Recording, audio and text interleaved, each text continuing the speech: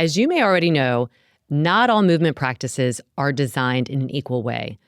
In the Lit Yoga method, we help you retrain your brain and body to move better for everyday life. Through physical therapy drills, yoga, functional mobility, core stability, and flexibility, the Lit method rewires habitual movement patterns and postural imbalances to help you feel stronger, more energized, and more balanced, both on and off the mat. Our online platform, The Lit Daily, is designed for easy convenience with a robust offering of class types, so you can boost your energy while getting stress relief. Improved brain wiring means you will move with more ease and efficiency because we teach you the how and why behind movement choices, not just poses for the sake of poses. All movement teachers on the platform are certified by Lit and share a common language, providing education with clear cues that give you the needed reinforcement for enhancing your movement habits. Thousands of students in over 50 countries get Lit to feel more confident, more powerful, and more alive. We offer 2 subscription options for all levels and bodies. The Lit Daily option consists of over 500 classes in our library, with so many categories I can't even list them, but some include short on time, injury prevention, stress reliefs, and different body parts. There's also a Tuesday and Thursday live class that's streamed on the Daily, and there's always a class of the day to help you take the guesswork out of what class to do. Lit Daily members also get 50% off the monthly workshops. The Lit Prime subscription offer has everything in the Daily, plus over 20 weekly live Zoom classes with Lit teachers providing real-time feedback. This is wonderful for community and to get your feedback from a teacher for your own alignment. We also get free monthly workshops in the Lit Prime option. Both of these are streamable right into any TV or device through an Android, iPhone, and iPad apps. Movement changes everything, and when we move better, we feel better. So sign up for our free 2-week trial and see how getting Lit can help you feel your best today and for years to come.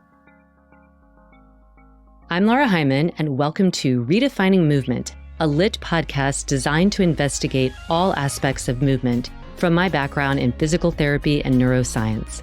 My mission is to help everyone find freedom through smarter movement patterns and compassion for ourselves and others, so together we can live our most uplifted lives, benefiting all beings.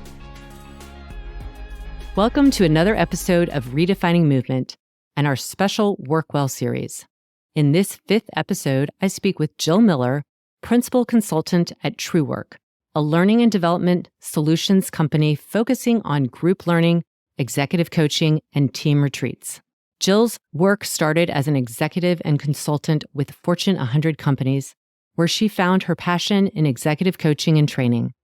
Today, we thoughtfully explore the dynamic interplay between wellness and the corporate sphere, the evolving recognition of wellness programs, and the pressing need for companies to foster environments of authenticity, psychological safety, and inclusion. Self-awareness, diversity, and inclusivity are not just feel-good buzzwords, but the cornerstones for making better decisions and crafting a workplace culture that celebrates wellness in its full spectrum. Here's my conversation with Jill. Welcome, dear Jill. I'm so excited to have you on today. And I'd like to just launch right in and first ask you, where did your passion develop and then become this profession of corporate wellness? Oh my gosh, Laura, it really started when I was quite young. I had a very strong career for a large company that I shall not name, except you might know them because they make Band-Aids. And so I was moving along, fast tracking in the corporate environment. And as I gained speed and success, I started noticing that people were really, really mean to each other, that there was a tremendous amount of backstabbing and politicking and all of these things. And because I was quite young, I was just puzzled by it. I couldn't understand why it was happening. It felt really unnecessary. And then I listened to a tape series about self-esteem and peak performance. And I thought, oh my gosh, if people just had that, they wouldn't need to take shots at each other. And so I literally left my cushy corporate job to go teach self-esteem in corporate America. But at that time, that was considered way too soft. So I had to be sheep in wolf's clothing to sneak in with the business case for doing these things. And that fell under the title of change management, which is a really broad umbrella for how do you create resilience and openness through terrific communication and interpersonal skills.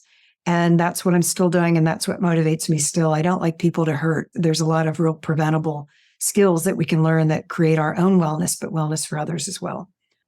I love that. I think it's so important to point out that in these workspaces, it's probably somewhere in our DNA to have a little bit of that like fighting mode, to climb your way to the top, all these phrases we hear.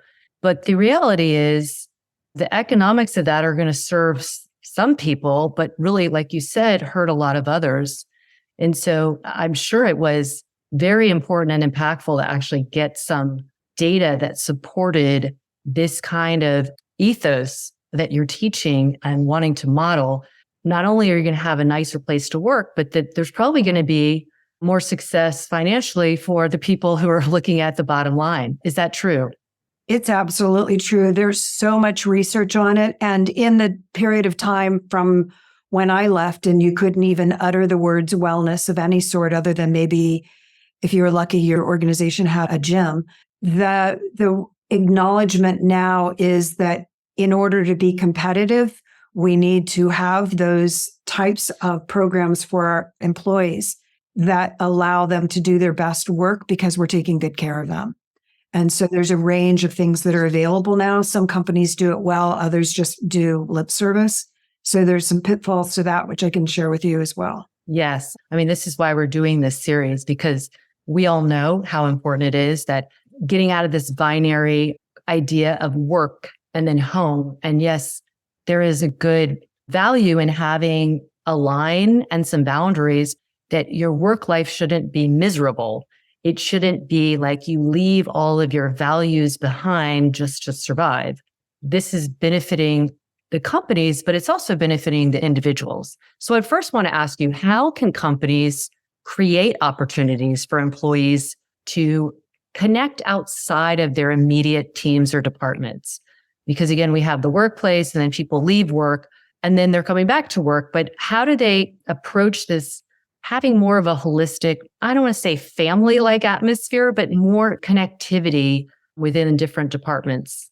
It's such a great question. And there are a range of actions that can be done. It begins though with a mindset toward valuing it and doing it for real reasons and not just, oh, we better do this to help our bottom line. So the companies that I work with that are most successful at this have a bunch of activities that allow employees to feel like they belong. So inclusion and belonging are central to our sense of well-being. We know from research that when we feel like we don't belong, we've been isolated, that the part of our brain that's activated is the same part of the brain that's activated if we're being physically abused. So creating spaces for that to happen, some of that can be done on a physical level, creating loungy spaces, and you see ping pong tables and things like that. I also see places where there's ping pong tables and they have dust on them because it looks good and we use those when we hire people, but we're going to work them so hard that those things will never get used. The ones that I see being successful, though, take really seriously the creation of ERGs, which are employee resource groups. And those are affinity groups. So that's where if I'm a member of the LGBTQIA community, I can go and have my voice be heard and talk about things that are important to me that are really relevant to other members of that group. And we also can advocate for any changes that we believe might be essential to the organization.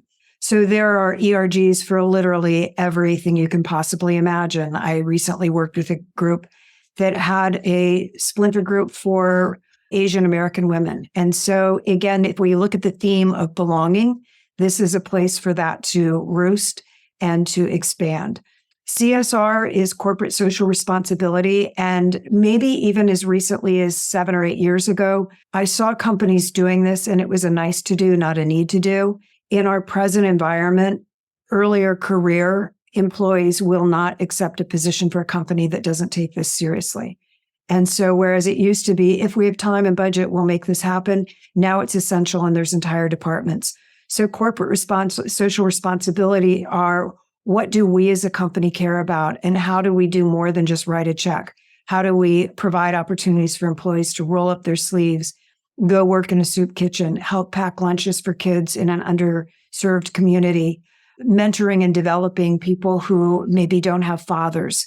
So there's just a load of ways that companies do this. And just like with the ERGs, it's a place where you can feel like you belong because it's consistent with your own values. And I love you keep reiterating this idea of belonging, because I dare say many people, when they think of a job, they don't think of belonging as part of that. And that might just be the way that we've been wired to think of work, is like, you must do it. Like if you ask people 40 years ago who were working 2 jobs, they were like, this isn't about having a good time or belonging. This is about getting a paycheck. But we need to think of our entire day, and that's part of it is going to be at work, as a safe place, as a place where we can flourish. And we can only flourish individually when we have that basic need of feeling stable, secure, heard. This is very true with movement as well, having the feeling of stability to allow movement patterns. So in that vein, what is the ecosystem within the company in its healthy balance that can fully contribute to the company's vision, mission, and purpose? And what steps can they take to ensure that? So in other words, going back to that idea of stability, how can they infuse that stability and anchor it in their mission, in their vision, and their goals? So the old expression of walking the talk is really what is at the core of this. So if an organization has spent the time and money to create their mission statement, which most companies have done because there's good research that shows that they need to. I can't tell you the number of conference rooms I've seen where there's a beautiful plaque hung up, but if you cover it up and ask the people in the room, what does it say? They have no idea. So a vision and a mission is just a theory. What brings it to life are our actions. And the way to bring an ecosystem into balance is to ensure that the competencies that are required and what the clarity of what actions look like, what's in and what's out behaviorally, is what's going to allow us to achieve our vision and mission, and holding people accountable for that. So if you got results, yay you. But if there's a lot of scorched earth between you and those that helped you get the results, organizations who take their mission seriously will not tolerate that. And those that do, quickly people absolutely ignore any beautiful words on a plaque because they know that the company doesn't truly care. Yeah. And I know when I was looking for Jonah's, well, both my kids, where they were going to go to school at these private schools, they all have their kind of vision statement there. And honestly, we chose the school where I felt like their actions came from those 3 words that were in their mission and vision statement. It all circled back to that. And it's a stabilizing foundation. If everything can come back to like, are we serving this? Are we answering that? Are we acting in this regard? And I'm sure that you extrapolate to a company, that becomes even more important, because of all these different personalities and individuals coming in to be able to work together for this ultimate mission for the company to succeed. It's so true. And if you even bring it down to a super granular level, what creates trust and what creates love, it's consistency. So we can lose our trust in one action that is out of integrity with what we say we care about. And we know that human beings are hardwired to perceive a threat. So if I see you having a behavior that's not consistent with what you're saying you care about, I now not only view you as somebody I need to keep an eye on, I also am going to attribute that behavior to your character.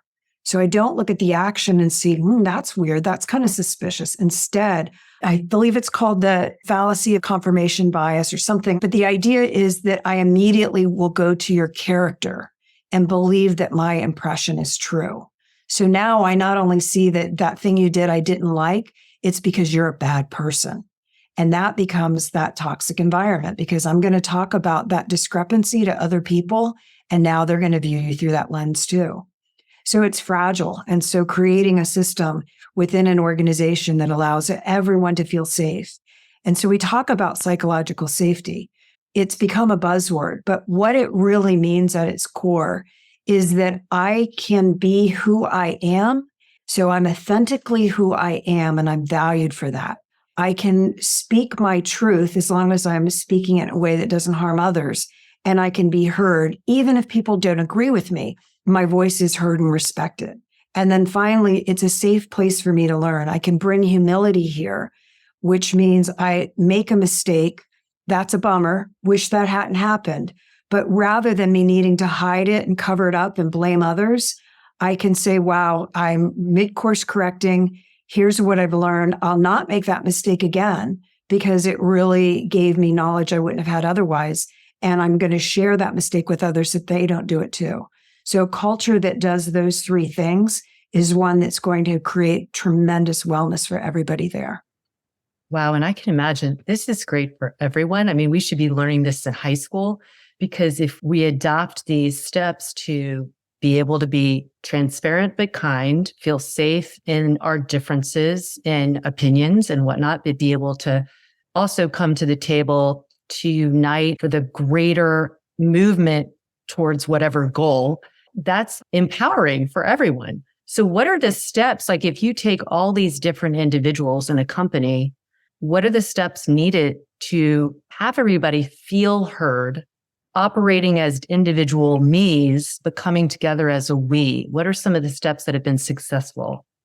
Well, the companies that do it well really value inclusion. And what inclusion means is that I have the right people at the table. So the right people have been invited to the table. They not only have a seat at the table, but their voice is heard and valued. And so when we have homogeneity, our decision-making is much easier and faster because we think alike, we look alike, we talk alike. When we add other groups and ways of thinking to the table, we have to work a little harder, but the decisions that are made are better decisions that stick better.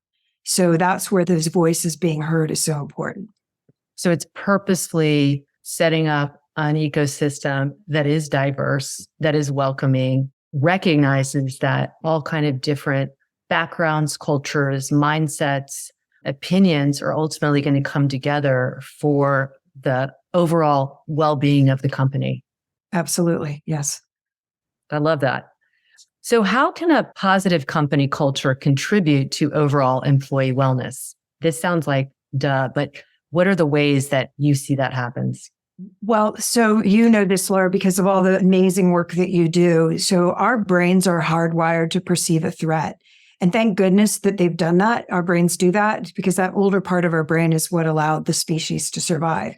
However, in our present day, we go into that threat response. So somebody can look at us with their brow furrowed and we immediately go into, oh my God, they don't like me. What are they thinking? Did I make a mistake? So we go back into that older part of our brain. And the minute we do that, we're shutting down the newer part of our brain, which is where our greater reasoning, our logic, our collaboration, our creativity come from. So there's literally this neural seesaw. So when we create a space for people to do their best work, they're coming from that higher part of their brain. So teaching them how to have conversations that allow authentic expression is something that is so important and a big part of what we teach. We know that research shows, in fact, Forbes recently published a couple months ago some research that shows the percentage of people that hold back on having a conversation. So think for a minute about somebody in your life, it might not even be at work, that you need to talk to about something and it's going to be a tough conversation and you've been avoiding it. We all have somebody, right? Like a face probably pops up when I ask the question. The research shows that about 20% of the population has been putting off a conversation anywhere from 6 months to a year, and a smaller percentage, it can be as long as 2 years. And what we put off the conversations about usually have to do with, I need to give you some feedback. So the way we go about giving feedback, typically, and you hear people go, oh, they can't take constructive criticism. There is no such thing as criticism that's constructive. It's a complete fallacy. So feeding forward means I'm giving you some thoughts and ideas about here's what I'm seeing, observable behavior. Here's what good would look like moving forward. So it hasn't happened yet. So I'm not blaming you. I'm ideating with you. I'm holding a possibility conversation of what can be based on impact. What are the results that we're looking for? How might we best get there? So those feed forward conversations are hard to do when we're hooked, when we're using that older part of our brain. And darn it, we just want to be right. Our egos are engaged. Ego kills relationships. So when I'm coming from my ego and I'm coming from that older part of our brain, that is what creates our reactive tendencies. And when I'm coming from my reactive, that's my invitation to you to come from your reactive. And that kills culture. So the way out of it is knowing a few skills and tips, which we teach all the time about how to have these forward-focused conversations that allow both parties or all parties to feel safe in exploring what can be versus having to defend what was. And can you briefly define what is the difference between a reactiveness versus a receptiveness? So it's such a good question. I wish everybody would ask that. So I'm in my reactive when I feel I need to defend. I feel that a part of me and my identity is at stake. It might be that I feel like I'm losing your approval. So I might go into a reactivity that looks very compliant, where I'm not going to speak my truth because you might disagree with me. And then my relationship is in peril. So I go along to get along. That would be a reactivity. Now, give me an employee that does that, that wants to please me. Give me 10 of those because they make my life easier. But if I have a leader who does that, I don't trust that person. Are they going to go to bat for me? Are they going to take care of our team? Are they going to have difficult conversations? Or are they more worried about themselves and how they're coming across? So that's an example of reactivity. Another example of reactivity is if I feel like I need to protect my brilliant ideas and my contributions. So I'm constantly going to try to position myself as the smartest one in the room. And by the way, you can't be the smartest one in the room too. So I'm going to have to shoot your ideas down in order to show that mine are better. And so somebody who's being reactive is going to resort to all those behaviors that, again, are all about ego versus saying, how else can we see this? What else is possible? What's our goal? What are we trying to achieve? What is our strategy to get there? What is your role going to be? What is my role going to be? And then one of the last, I would say, categories of reactivity has to do with who I am as a human doing. I get results, and it doesn't matter how I get them because look at my achievements. So there's a lot of dead bodies in the way, but darn it, this is what I've gotten done. So I might be a perfectionist. I might be super driven and autocratic. And at the base of everything I just said is fear. It's that threat part of my brain is active and it's running me. And so there's no growth when I resort to reactivity. I can't grow because I'm not looking for possibilities or purpose. I'm looking for reinforcing my identity and my own sense of safety. And I imagine that also that's so habitual and reflexive to be reactive. And it also comes from this hierarchy of what matters. The end result matters, like being right matters, getting a pay raise matters. How do you shift the conversation in a company culture for the individuals, but also the company, that it's really the reward is on the how we get to that stage? Defining the what is important. These are our KPIs. This is what we need to do as a company in order to continue existing. The how is where we create engagement, and that's inclusion. And that is where we exercise our curiosity muscle, which is what is required to break down not only silos, but polarized thinking, that either or, black and white, so that we can go into yes and. And now I can be open to not how I would go about getting that end result, but if that works for you and allows you to feel engaged, I trust you. Go for it.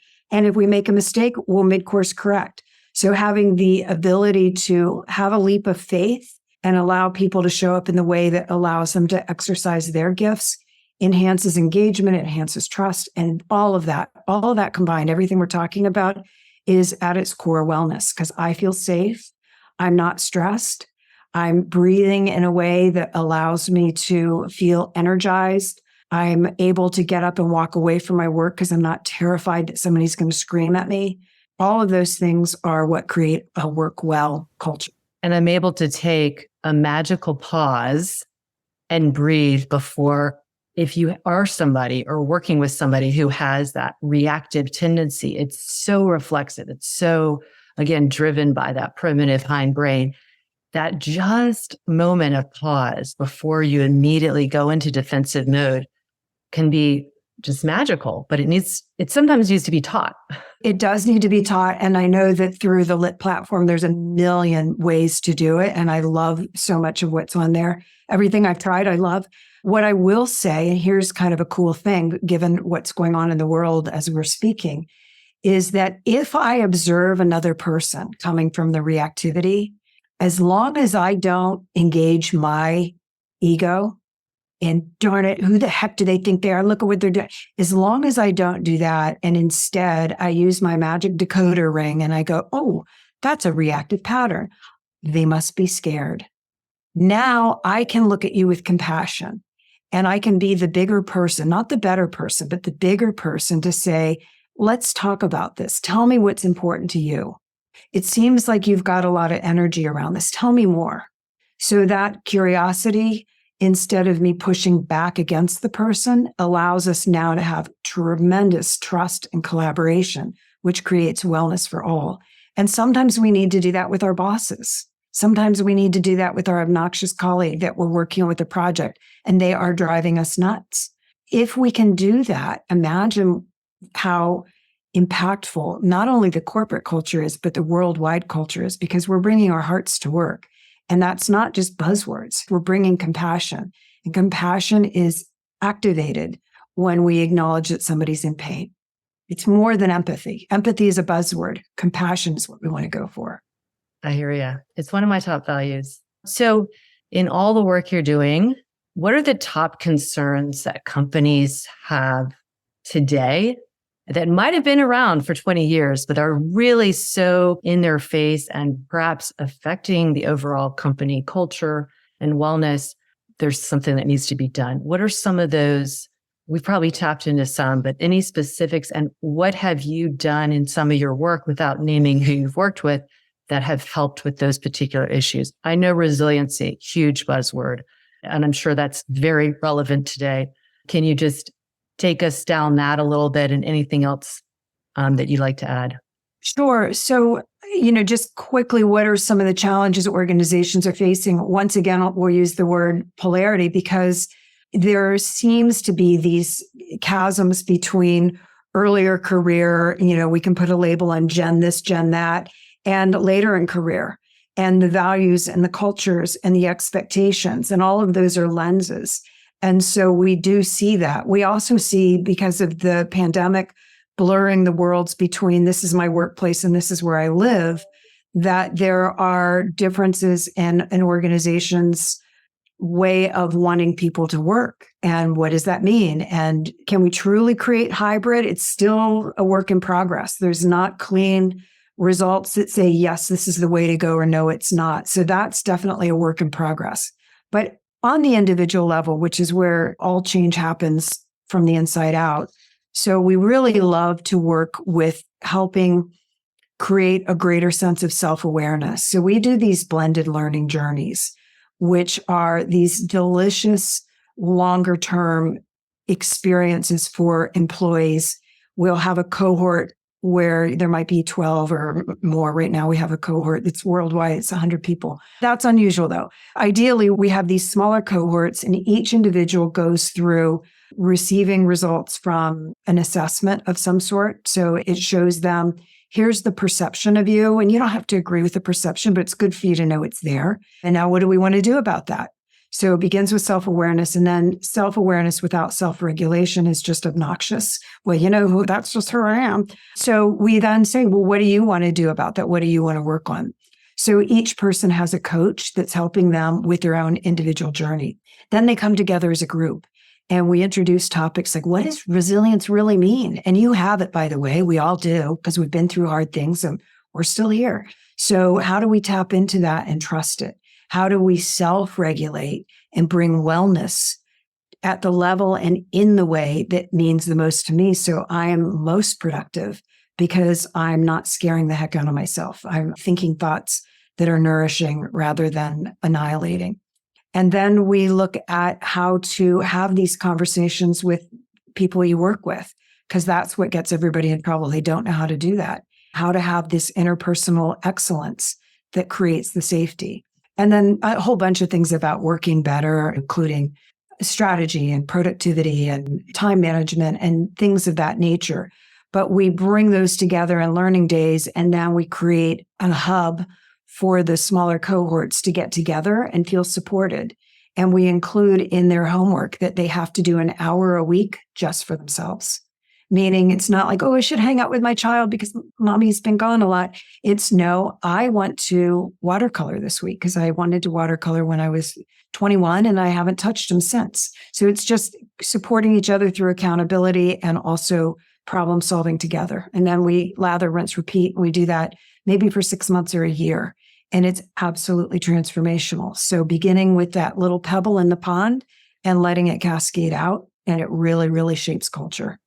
I wish every company would do that, and it's like, this is going to make all of those individuals that are humans. You have to, as I always say, you have to take care of you first. Like, you're the only one responsible for yourself at the end of the day. And that's both physically, that's mentally, that's socially, that's emotionally, psychologically. And then the professional part of you is, I don't want to say it's the in part, but like all those other things really need to be in balance to be the best employee or self-employee or whatever it might be. Then it's like a big renewable cycle. But if you don't have these key ingredients for this individual health, I think that's what has probably been missing a lot in the corporate world in decades past. And I think it is important to recognize, like, if we help people feel safe with being able to express themselves, safe in being their own individual person and having their own individual opinions, safe in their bodies, safe in their nervous system, which helps them regulate, they're going to be a valued member of this ecosystem. So true, Lara. And think about when you fall in love. So it's because we have that safety. I can show up and be having a bad day and know that I'll get a hug from you. I can hold you up when your knees are wobbly. And so these are human needs. And the biggest way to find the masses of humanity is in the corporate world. That's where we spend all of our time. So it makes so much sense to address these needs there. And really, I mean, we don't come out and say this, but we're focused on creating safety, which is a form of love. I love that. And I love you. Can you just tell everybody how they can find out more about you and the services you offer? Because we will have people in the corporate world listening. I'd love to hear from people. On LinkedIn, I show up as Jill Stevens Miller, and I'm a partner in a company called True Work, Inc. And our motto is people are the heart of your brand. And everything we do is focused on what I've described today. Yeah, I'd love to hear from people. Go to our website. You can LinkedIn Connect. Send me a message so I'll know that you're responding to the podcast and that you're not an ad. And, I always like to take time to give back. I do a ton of pro bono because there are smaller companies that can't do some of what we're doing for these massive global organizations, but I care deeply. And together we can, as corny as it sounds, together we can make a difference. We're not just here for a paycheck. Amen. That's our sign up. We're not just here for a paycheck. I love that. We're here to spread love. Yes. And that's it's not as hokey as it sounds. It's as real as it sounds. And it's as necessary as it sounds, because when you feel loved, you feel safe, and you feel more inspired to give and to receive in the ways that are most healthy and supporting our overall wellness. So thank you for your time, your expertise, and your just genius, but also just biggest heart of anyone I know. Oh, thank you, Laura. Well, right back at you, sincerely. It's been a pleasure. And I hope that somebody found something today that will make their day-to-day work experience a little bit easier. Thank you. Thank you for joining us on this episode of Redefining Movement. If you like what you've heard, please like and subscribe wherever you get your podcast. Feel free to leave us a rating and review or share with someone you know. Check us out at www.litmethod.com.